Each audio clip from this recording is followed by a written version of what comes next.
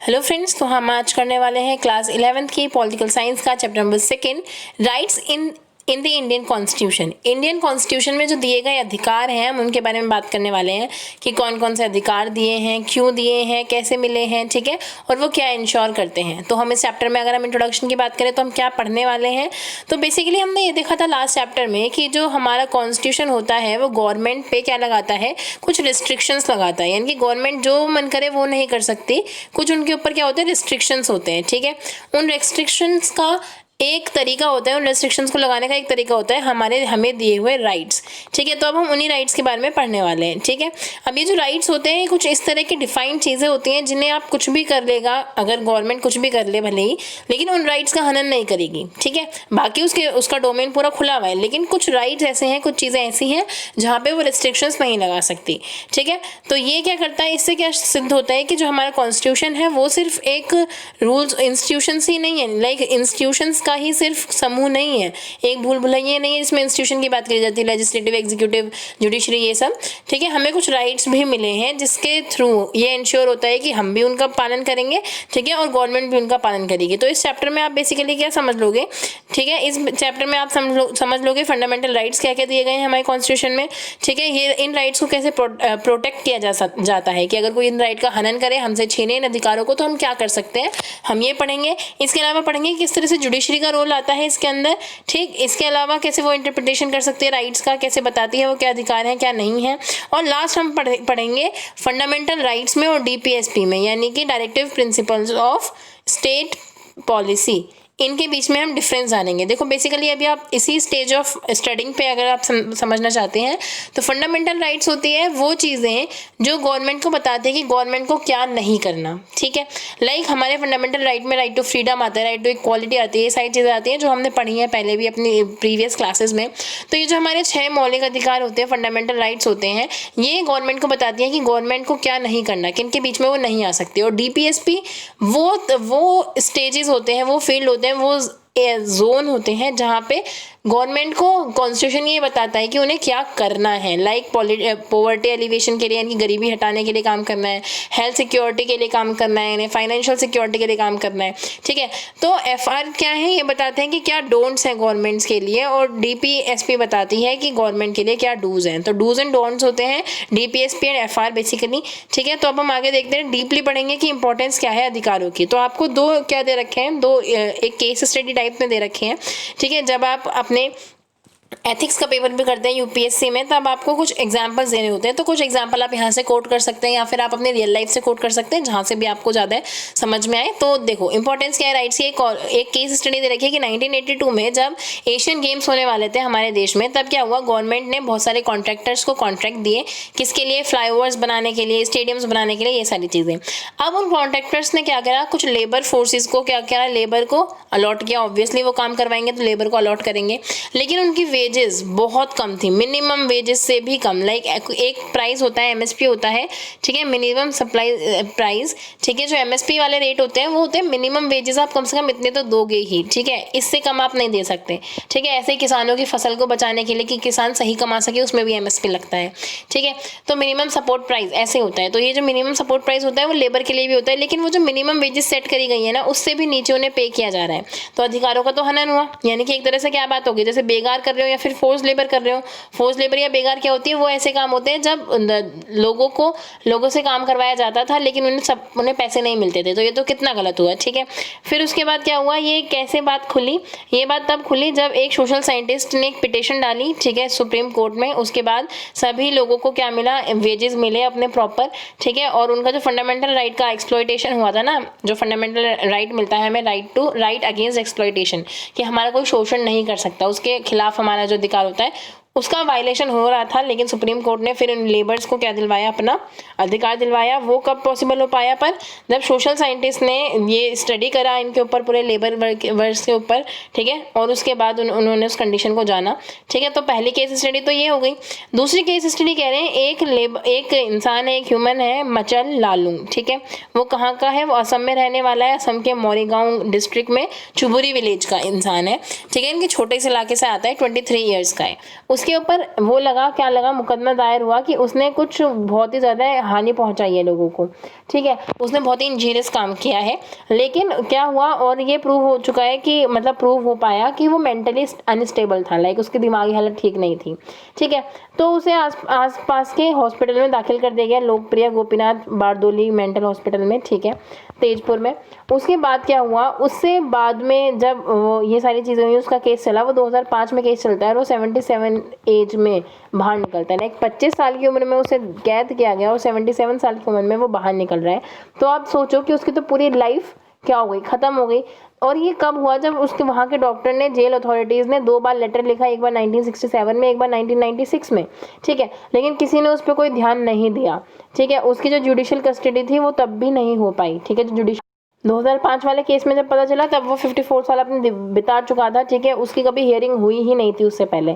और ये कब हो पाया पॉसिबल, जब एक नेशनल ह्यूमन राइट कमीशन ने इंटरवेन किया उस पर, जब वो देख रहे थे कि कौन कौन से ऐसे केसेस है जो अंडर ट्रायल पड़े हैं, उन पर कभी ट्रायल्स ही नहीं हुए, तब उनमें से ये एक केस निकल के आता है और उसके बाद उस पर कार्रवाई करी जाती है। तो सोचो कि कितना ज़्यादा गलत हुआ कि उसकी एंटायर लाइफ वेस्ट कर दी गई।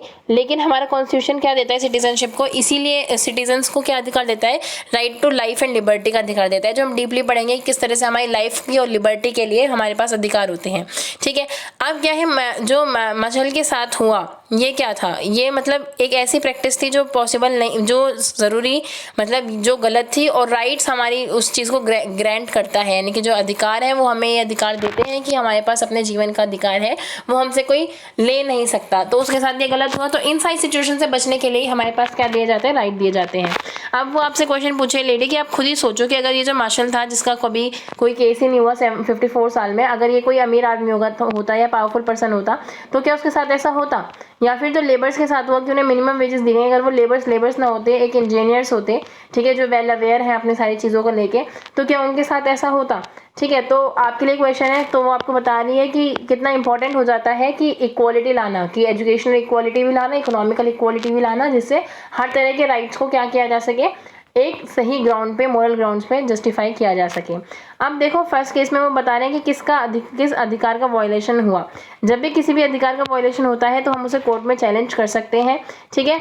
जैसे उनके साथ जो वर्कर्स के साथ हुआ और फिर बाद में उन्हें सही वेजेस मिले, ठीक है, तो उन्होंने कौन से अधिकार से अपना काम किया था, राइट अगेंस्ट एक्सप्लॉयटेशन, ठीक है, उससे उन्हें जस्टिस मिला।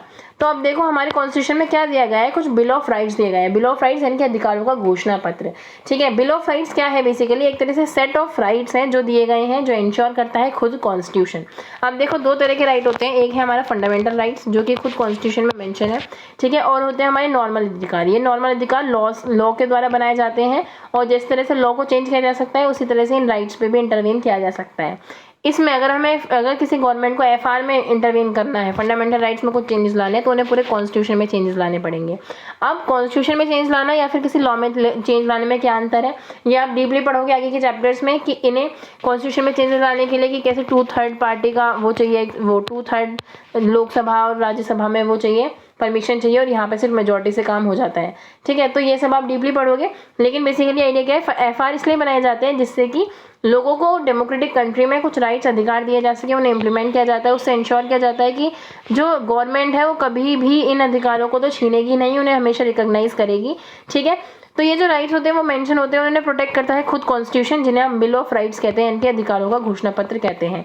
अगर कोई इन्हें वायलेट करता है तो भी जो कॉन्स्टिट्यूशन है वो ये ध्यान रखता है कि कोई जो उसका उपाय है, उपचार भी वो कॉन्स्टिट्यूशन ही करता है, यानी कि जितने भी दंड वगैरह मिलते हैं वो भी कॉन्स्टिट्यूशन में मेंशन है, ठीक है। इसके आगे क्या है, from home does the constitution protect the rights of the individual. अब वो इंडिविजुअल का जो राइट प्रोटेक्ट कर रहा है वो किससे प्रोटेक्ट कर रहा है। अब देखो इंडिविजुअल का राइट छीन कौन सकता है, या देखो अब कौन कौन हमें छीन सकता है, हमारे जो राइट है उन्हें छीन सकता है, या तो कोई पर्सन होगा, दूसरा पर्सन, या कोई प्राइवेट ऑर्गेनाइजेशन होगी उसके खिलाफ हम केस कर सकते हैं, या फिर खुद गवर्नमेंट के जो ऑर्गन्स होते हैं वो ऐसा कर सकते हैं, लाइक लेजिस्लेचर, एग्जीक्यूटिव और ब्यूरोक्रेसी, ठीक है। तो इन सभी केसेस में क्या हो सकता है कि हम जुडिशरी के पास जा सकते हैं, क्वेरीज डाल सकते हैं, आराम से हमारे पास ये अधिकार है। जबकि अगर जुडिशरी खुद भी हमारे साथ गलत करता है तो भी एक प्रोसीजर है कि हम उससे आगे रिड ऑफ पा सकते हैं। कैसे, अगर कोई आपका जिला मजिस्ट्रेट है या फिर जो आपके जो जिले की कोर्ट है वो कुछ ऐसा करती है, ठीक है, जो लोअर कोर्ट है आपकी, उसने कुछ वो दिया, जजमेंट सुनाया, आपको गलत लगता है तो आप हाई कोर्ट में जा सकते हो, उसने कुछ गलत सुनाया तो आप सुप्रीम कोर्ट में जा सकते हो, ठीक है। सुप्रीम कोर्ट का जजमेंट फाइनल होता है, ठीक है। और वैसे आप रिव्यू के लिए डाल सकते हो बट सुप्रीम कोर्ट में ही, ठीक है। वैसे वो सुप्रीम कोर्ट का जजमेंट फाइनल ही होता है। तो ये हमारा प्रोसीजर है किस तरह से कि एक दूसरे पे हमारे जो राइट्स हैं वो इंश्योर किया जा सकते हैं। कोई भी हमारा राइट नहीं छीन सकता, भले ही वो पब्लिक है चाहे वो चाहे प्राइवेट है। अब वो बच्चा कह रहा है कि ये तो कुछ ऐसे ही हो गया ना कि जब आप टीवी खरीदते हो तो टीवी के बाद साथ आपको गारंटी कार्ड मिलता है, लाइक आपको अधिकार मिले और अधिकार के साथ आपको एक गारंटी कार्ड मिला कि वो उन अधिकार को छीना नहीं जाएगा, अगर छीना जाएगा तो हम ही उन्हें दोबारा से इंश्योर करके देंगे फ्री में, ऐसा कुछ, ठीक। तो fundamental rights in Indian constitution में क्या क्या अधिकार है, तो बेसिकली जब हम बात करते हैं कि ये कहाँ से आया आइडिया, अब देखो 1947 में हम आज़ाद हुए थे, लेकिन 1928 में ही मोतीलाल नेहरू ने क्या किया था कि जो ब्रिटिश सरकार थी उनने उनसे कहा था कि भाई हमारे लोगों को कुछ अधिकार दो जिससे उनकी लाइफ वगैरह में थोड़ी सिक्योरिटी आ सके, ठीक है। उन्हें थोड़ा ऐसा एक्सेप्टेंस मिले कि उन्हें लगे कि हाँ हमारे जीने का मतलब है और कुछ डिग्निटी मिल सके। आप सोचो जब मोतीलाल नेहरू ने ब्रिटिश सरकार से डिमांड कर दी तो ये तो ऑब्वियस था कि हमारे जो कॉन्स्टिट्यूशन बनने वाला था उसमें हमें सेट ऑफ राइट्स तो मिलने ही वाले हैं, ठीक है। तो उसी के लिए इस आइडिया पे ही फंडामेंटल राइट्स को पूरा स्टार्ट किया गया और कॉन्स्टिट्यूशन में उसे बनाया गया, रखा गया, ठीक है। जो फंडामेंटल है वो सजेस्ट करता है कि वो कितना इंपॉर्टेंट है। The word fundamental suggest that these rights are so important that the constitution has separately listed them. Constitution में वो सेपरेटली लिस्ट करे गए हैं, उनके लिए स्पेशल प्रोविजन बने हैं, वो इतने इंपॉर्टेंट हैं कि गवर्नमेंट कभी भी उन्हें वायलेट नहीं कर सकती है, ठीक है। फंडामेंटल राइट ह्यूमन राइट से डिफरेंट है, मैं आपको बता चुकी हूँ कि जो ऑर्डिनरी राइट्स हैं वो ऑर्डिनरी लॉ से बनते हैं। फंडामेंटल राइट फंडामेंटल कॉन्स्टिट्यूशन में मेंशन होते हैं। अगर फंडामेंटल राइट्स को चेंज करना है तो आपको कॉन्स्टिट्यूशन में अमेंडमेंट करना पड़ेगा। अगर ऑर्डिनरी राइट में कोई चेंजेस करने हैं तो क्या करना है कि मतलब ऑर्डिनरी रूल को ही चेंज करना है या बनाना है, ऐसी चीज़ें होती हैं। लेकिन अब नॉर्मल सी बात है कि फंडामेंटल राइट्स के साथ भी हमारी कुछ ड्यूटीज़ आती हैं, ठीक है। वो ड्यूटीज़ क्यों आती हैं, क्योंकि देखो अगर हम अपनी ड्यूटीज़ का पालन नहीं करेंगे ना तो फिर क्या होगा कि किसी और के राइट्स का हनन होगा। लाइक हमें फ्रीडम मिली, ठीक है, फ्रीडम ऑफ स्पीच मिली है हमें, ठीक है। अगर हम उसके साथ एक बाउंडेशन ना लगाएं कि आप दूसरे का अपमान नहीं करेंगे बेवजह इस तरह से, तो आप मतलब कि किसी के मान को हानि नहीं पहुंचा सकते आप, ठीक है। अगर हमने फ्रीडम ऑफ एक्सप्रेशन के साथ ये मान को हानि ना पहुंचाने वाला लिमिटेशन ना लगाया होता तो हम किसी ना किसी की कौन सी अधिकार का हनन कर रहे होते, right to dignity of life, कि उसे अपनी ज़िंदगी को डिग्निटी के साथ जीने का अधिकार है। तो किसी ना किसी XYZ पर्सन का हम वो डिग्निटी छीन रहे हैं ना, अगर हम उसे बातों में उसका अपमान कर रहे हैं तो, ठीक है। तो इसलिए हर अधिकार के साथ क्या मिला है, हर राइट के साथ हमें कुछ क्या रिस्ट्रिक्शंस भी मिली हैं, ठीक है, जो कि उसे स्मूथली चलाने के लिए हेल्पफुल है। अब देखो हमारे बाद साउथ अफ्रीका का कॉन्स्टिट्यूशन बना था 1996 में और उन्होंने अपने लोगों को बहुत सारे अधिकार दिए, ठीक है। और ये कब बना था, इनका जो वो है मतलब जो कॉन्स्टिट्यूशन है वो कब बना था, जब यहाँ से रंग भेद वाली जो गवर्नमेंट थी, अपार्थाइड जो गवर्नमेंट थी वो चली गई। उसके बाद इन्होंने बिल ऑफ राइट्स करके अपना वही घोषणा पत्र बनाया साउथ अफ्रीका का, और वो एक तरह से साउथ अफ्रीका की डेमोक्रेसी का एक आधारशिला, एक कॉर्नर स्टोन की तरह रहा, एक बेसिस रहा। इसमें बहुत सारे लोगों को अधिकार मिलते हैं, भले ही जेंडर के बेसिस पे, प्रेगनेंसी के बेसिस में, मैरिटल स्टेटस, लाइक क्या क्या मिलते हैं कि कोई इनके साथ भेदभाव नहीं करेगा। किस किस बेसिस पे, जेंडर के बेसिस पे कोई भेदभाव नहीं होगा, ठीक है। प्रेगनेंसी बेसिस पे, मैरिटल स्टेटस कहता है शादीशुदा या कवारा है, एथनिक ग्रुप कौन से बिलोंग करता है, कलर क्या है, एज क्या है, क्या एबिलिटी है, क्या डिसेबिलिटी है, कौन सा धर्म है, किस पे विश्वास रखता है, क्या कल्चर है, क्या लैंग्वेज है, कहाँ जन्म लिया है, इस बेसिस पे साउथ अफ्रीका में कोई भी भेदभाव नहीं होगा। ये रखा गया किसमें, कॉन्स्टिट्यूशन में, ठीक है। अब वो बता रहे हैं कि साउथ अफ्रीका की कॉन्स्टिट्यूशन में और क्या क्या अधिकार है, आप बाद में जज करना कि कितने अधिकार ऐसे हैं जो साउथ अफ्रीका के कॉन्स्टिट्यूशन में है आपके में नहीं है, कौन से ऐसे हैं जो आपके में है उनके में नहीं है, और कौन से ऐसे हैं जो दोनों में है लेकिन इंडिया के कॉन्स्टिट्यूशन में इतना मैंडेटरीली नहीं दे रखे बट है,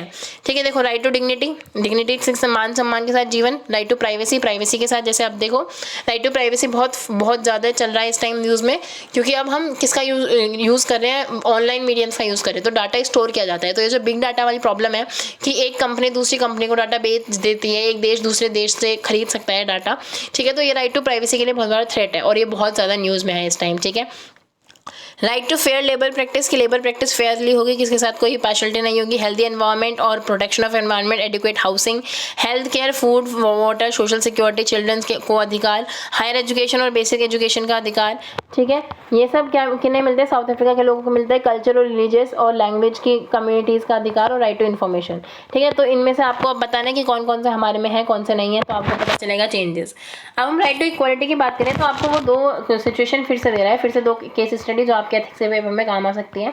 स्वदेश कुमार जो है वो अपने विलेज जाता है, अपने गाँव जाता है और अपने साथ एक और इंसान को, अपने दोस्त को लेके जाता है, ठीक है। जब वो पास के एक ढाबे में बैठता है, ठीक है, तो ढाबे वाला स्वदेश कुमार को तो जानता है, उसकी जाति भी जानता है, ठीक है, लेकिन उसके दोस्त को नहीं जानता था, ठीक है। जब उसके दोस्त की जाति नहीं पता थी तो उस ढाबे वाले ने उस दोस्त का नाम पूछा। दोस्त का नाम पूछने के बाद क्या हुआ, वो दलित निकला। तो उसने तो क्या किया, सुदेश कुमार को तो उसने बड़े से मग में चाय दी और जो उसका दोस्त था उसे किस में चाय दी, एक नॉर्मल अर्दन कप में, यानी कि मिट्टी के कप में। क्यों? क्योंकि वो दोस्त दलित जाति से बिलोंग करता था। तो हुआ ना उसके साथ गलत। उसके बाद एक केस और है कि न्यूज़ रीडर हैं, जैसे न्यूज़ एजेंसीज होती हैं, आज तक, वो NDTV एंड ऑल, ये सब, ठीक है। तो इन्हीं सारे न्यूज़ चैनल में से जो न्यूज़ रीडर होते हैं उनमें 4 लड़कियों को उन्होंने निकाला है अपने न्यूज़ से, न्यूज़ देने वाले न्यूज़ स्क्रीन से, न्यूज़ रीडर की पोस्ट से। क्यों? क्योंकि वो 45 की एज से ज़्यादा हो चुकी हैं। जबकि 2 मेल ऐसे भी हैं जो 45 की एज के हैं, लेकिन उन्हें न्यूज़ पढ़ने का अधिकार है, अभी भी वो न्यूज़ में है, वो मतलब उनकी जॉब नहीं गई है, लेकिन 4 गर्ल्स की चली गई है। तो इसमें क्या हो रहा है, इसमें भी वो हो रहा है ना, इनइक्वालिटी शो हो रही है। इसमें भी क्या हो रहा है कि उनका किसका थ्रेट हो रहा है, उनकी जेंडर के बेसिस पे उनके साथ डिस्क्रिमिनेशन हो रहा है। और ऊपर वाले के इसमें किसके साथ हुआ, कास्ट के बेसिस पे हुआ।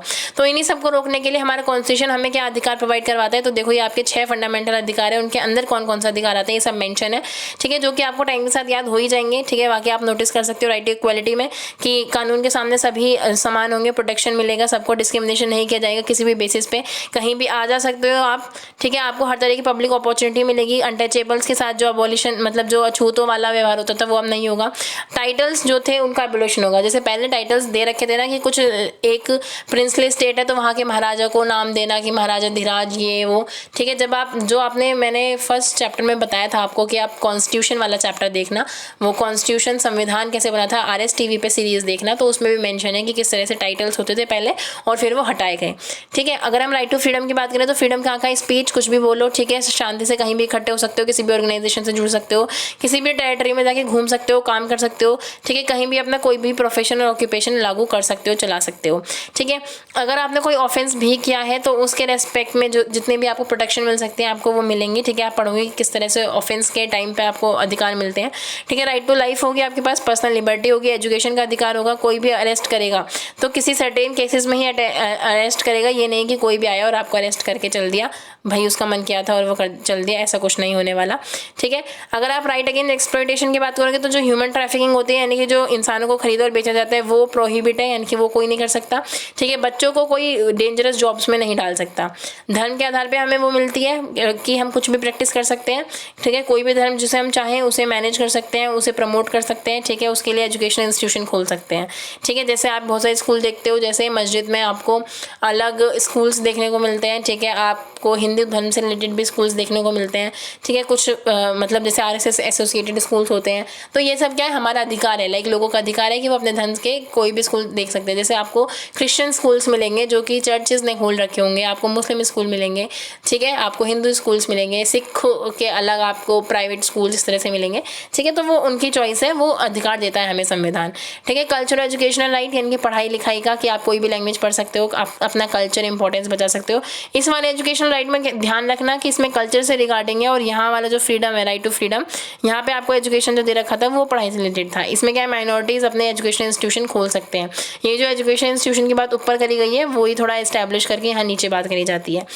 अब है राइट टू कॉन्स्टिट्यूशनल रेमेडीज, यानी कि अगर किसी ने आपके इन ऊपर वाले अधिकारों का हनन करा लिया, किसी ने मना कर दिया मुझे कि मैं एक पर्टिकुलर धर्म का स्कूल नहीं खोल सकती हूँ, तो उसके खिलाफ मैं कोर्ट में अपील कर सकती हूँ, वो अधिकार देता है मुझे मेरा छठा अधिकार, राइट टू कॉन्स्टिट्यूशनल रेमेडीज, ठीक है। तो ठीक है, हमें ये समझ में आ गया। उसके बाद अगर हम बात करें कि ये जो एग्जाम्पल थे, जो हमने भेदभाव वाले ऊपर एग्जाम्पल पढ़े थे ना, वो जो स्वदेश कुमार के दोस्त के साथ हुआ था, वो न्यूज़ रीडर वाले हुए थे, वो किसके बेसिस पे थे, जेंडर और कास्ट के बेसिस पे। तो इसी चीज़ को हटाने के लिए ट्राई किया जाता है कि अब आपको अधिकार मिला है कि आप कहीं भी आ जा सकते हो, ठीक है। कोई आपके साथ डिस्क्रिमिनेशन नहीं कर सकता धर्म के बेसिस पे, रेस या कास्ट के बेसिस पे, ठीक है। और स्पेशली दे रखा है कि देखो ऊपर मेंशन है कि पब्लिक एम्प्लॉयमेंट को नहीं रोका जा सकता आपको पर्टिकुलर कास्ट या किसी भी बेसिस पे, ठीक है। और सबको इक्वल ही क्या मिलेगा, इक्वल एक्सेस मिलेगा हर चीज़ से, ठीक है। ये राइट क्यों इंपॉर्टेंट हो जाते थे, क्योंकि हमारा जो हिस्ट्री था, हिस्ट्री में ऐसे बहुत सारे भेदभाव होते थे, लेकिन अब वो उन सबको कम करना था, तो इसलिए, ठीक है। अब क्या है, तो प्रैक्टिस होती थी अनटचेबिलिटी की, जो अछूतों वाली प्रैक्टिस होती थी, वो इनइक्वालिटी को एक तरह से बढ़ावा देता था, लेकिन जब से उसका अबॉलिशमेंट हुआ, हटाया, वो राइट टू इक्वालिटी के अंदर हटाया गया। इसकी वजह से सेम राइट दिए गए, कोई टाइटल नहीं है किसी के पास। टाइटल जैसे पहले कुमारी और कुमारी, राजकुमारी, इस तरह से टाइटल नाम के साथ में जुड़े हुए होते थे, ठीक है, जो उन्हें ये शो करता था कि ये ज़्यादा ऊपर कास्ट की हैं या फिर वो ज़्यादा अपर कास्ट की हैं या फिर वो ज़्यादा ऊपर हैं बाकी सबसे। तो उन सब टाइटल्स को हटाया गया, सिवाय किसके, अगर कोई मिलिट्री में कुछ ज़्यादा अच्छा करता है या एकेडमिक फील्ड में कोई ज़्यादा अच्छा करता है तो बात अलग है। देखो मिलिट्री में कैसे, जैसे लोगों के नाम क्या लगता है ना, लेफ्टिनेंट जनरल, तो उसकी वो रैंक कभी नहीं हटती है, ठीक है।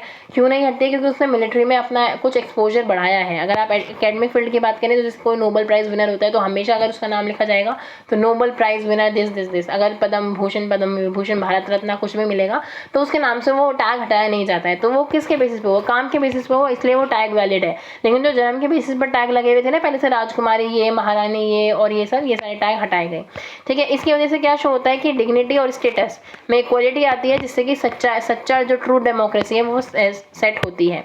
अगर आप प्रीएम्बल ऑफ कॉन्स्टिट्यूशन देखोगे तो उसमें इक्वालिटी कैसे मेंशन है, देखोगे आप अपना प्रीएम्बल तो उसमें मेंशन है दो तरीके से कि आपको स्टेटस की और अपॉर्चुनिटी की इक्वालिटी मिलेगी। तो स्टेटस की इक्वालिटी कैसे मिली, सबको टैग किसके, सिर्फ काम के बेसिस पे देखो। और इक्वालिटी ऑफ अपॉर्चुनिटी कैसे मिली कि आप कहीं भी आ जा सकते हो, पढ़ सकते हो, कोई भी काम कर सकते हो, कोई रेस्ट्रिक्शन नहीं है, ठीक है। तो ये सारी चीज़ें, इससे क्या होता है, हमारा देश को क्या इंश्योर करता है हमारा संविधान, अपॉर्चुनिटी भी और स्टेटस की इक्वालिटी भी, ठीक है। इसके अलावा क्या है, जो भी सोसाइटीज़ के ग्रुप होते हैं, कोई बच्चा है, वुमेन है, सोशली एजुकेशनली बैकवर्ड क्लासेस है, इनके साथ कोई भी ऐसी चीज़ें होंगी तो गवर्नमेंट को इंश्योर करना है कि उनके साथ ऐसा ना हो।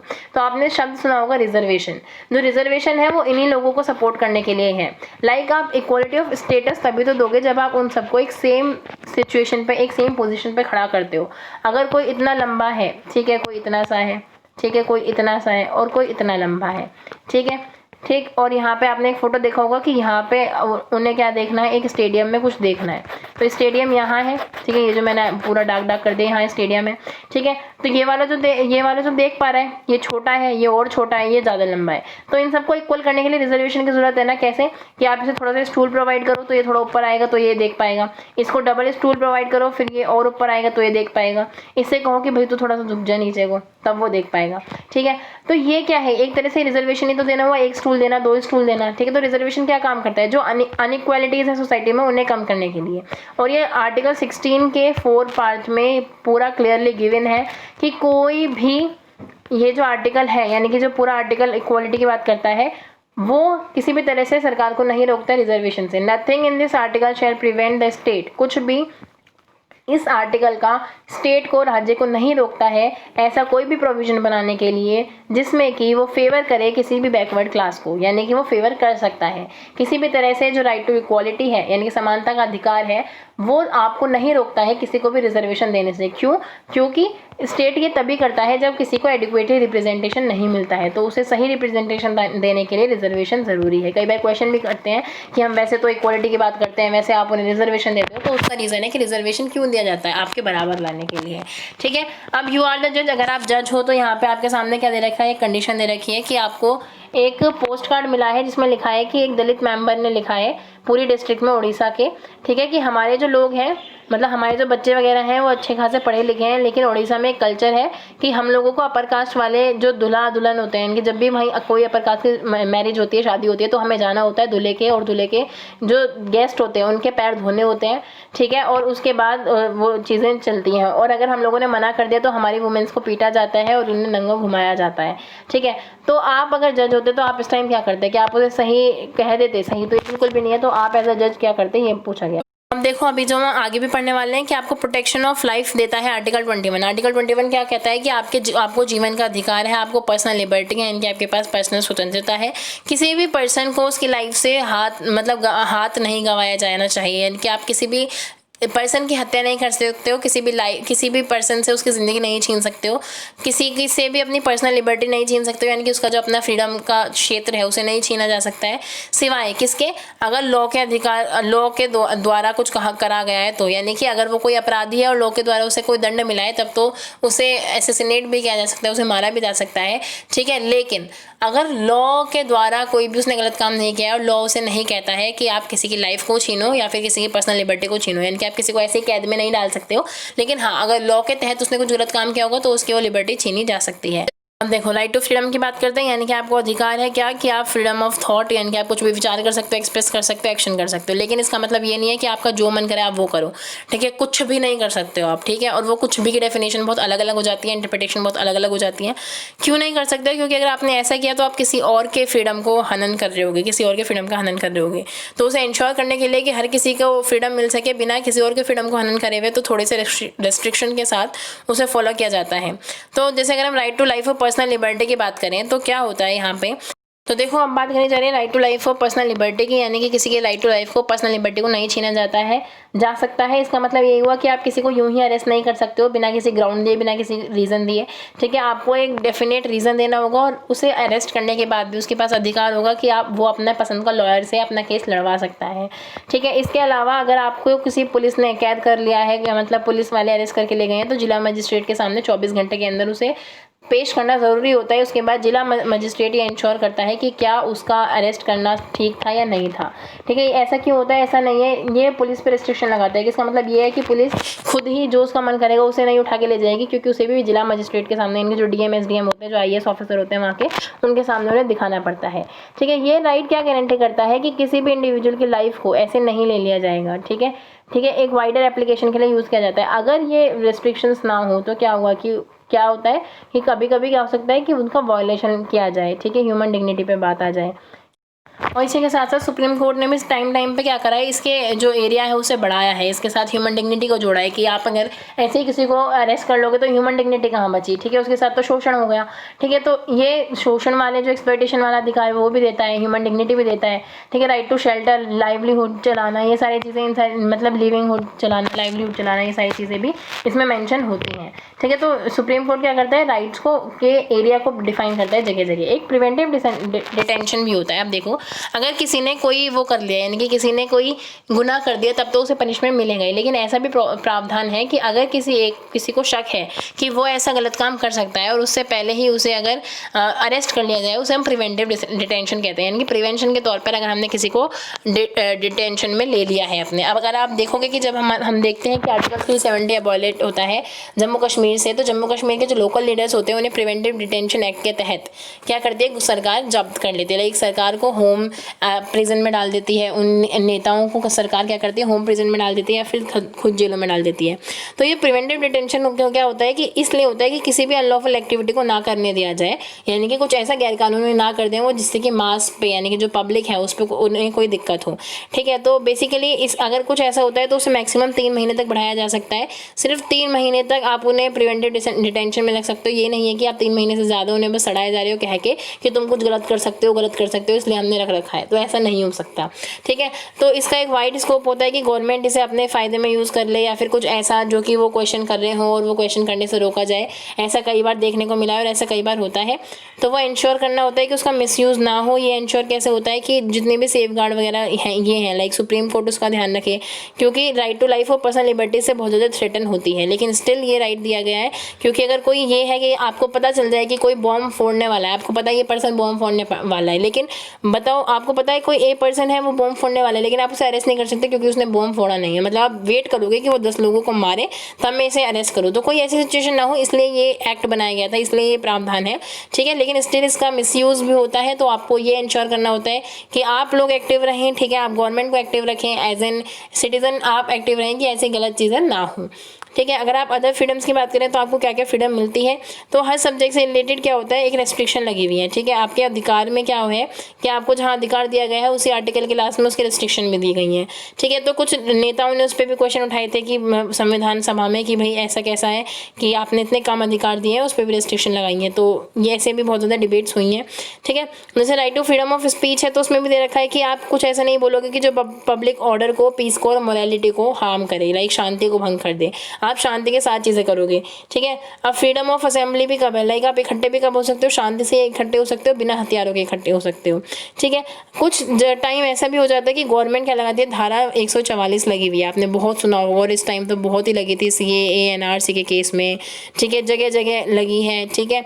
जम्मू कश्मीर में आप देख सकते हो आर्टिकल 370 के एबॉलिशन में, ठीक है, कि कोई भी 5 या 5 से ज़्यादा लोग इकट्ठे नहीं हो सकते। एक आपने सुना होगा बहुत ही फेमस केस चला था राम रहीम का, ठीक है, जब वो उसे उठाया गया था हरियाणा से, तो वहाँ पे क्या हुआ था कि धारा 144 थी, लेकिन स्टिल बहुत सारे लोग इकट्ठे हुए थे आके, ठीक है, और बाद में फिर उसे सिक्योर करने के लिए जब भी उस पर केस वगैरह चले, धारा 44 को स्ट्रिक्टली लागू करा गया 144 को, ठीक है। तो इन केसेस में ये चीज़ें लगती हैं, आपने लाइव एग्जाम्पल देखे होंगे, नहीं देखे तो आप थोड़ा गूगल करोगे तो आपका इंटरेस्ट जाएगा इस चीज़ में, ठीक है। अगर आप उसके आगे बात करें तो इससे क्या होता है, अगर इसका भी कोई ऐसा कर सकता है कि कोई गलत इस्तेमाल करे कि भाई कोई प्रोटेस्ट ना करने दे, आपको इकट्ठे ही ना होने दे, तो फिर आपको इसके लिए क्या होना चाहिए, अवेयर होना चाहिए। अगर हम अपने अधिकारों के साथ अवेयर होंगे, ठीक है, तो हम क्या कर सकते हैं, उस पर जुडिशरी में क्या डाल सकते हैं, जुडिशियल जो हमारी न्यायपालिका है उसमें हम क्वेश्चन भी डाल सकते हैं कि भाई ये क्यों हुआ, ये क्या हुआ, ठीक है। तो इसके लिए हमारे जो राइट्स हैं, हम लोग जो है हमें अवेयर होना ज़रूरी है, जो कि रेस्ट्रिक्शंस हैं उस पर फिर वो सेटिस्फाइड चीज़ें हो सके। देखो एक लीडर है ये सोमनाथ लाहिरी,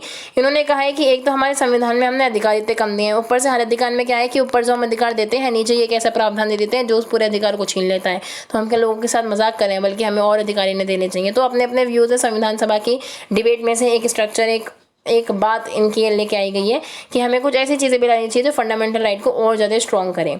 आप देखो राइट्स ऑफ एक्यूज्ड, अगर कोई अपराधी भी है तो उसके भी क्या है, कुछ अधिकार हैं। आप उसे ये नहीं कर सकते कि तू अपराधी है तो तू जानवर बन गया, ठीक है, अब हम तेरे साथ कुछ भी करें, ऐसा कुछ नहीं है। बल्कि जानवरों के भी अधिकार है कि आप जानवरों को भी नहीं मार सकते हो, ठीक है। तो जो अपराधी है उसके भी कुछ अधिकार है कि भले ही वो किसी ऑफेंस में, पहली बात तो ये है कि लोग जनरली क्या मानते हैं कि अगर किसी को किसी चार्ज के तहत लिया गया है, किसी को चार्ज किया गया है कि आप इस चार्ज के तहत लिए गए हो, तो लोग उसे गिल्टी मान लेते हैं।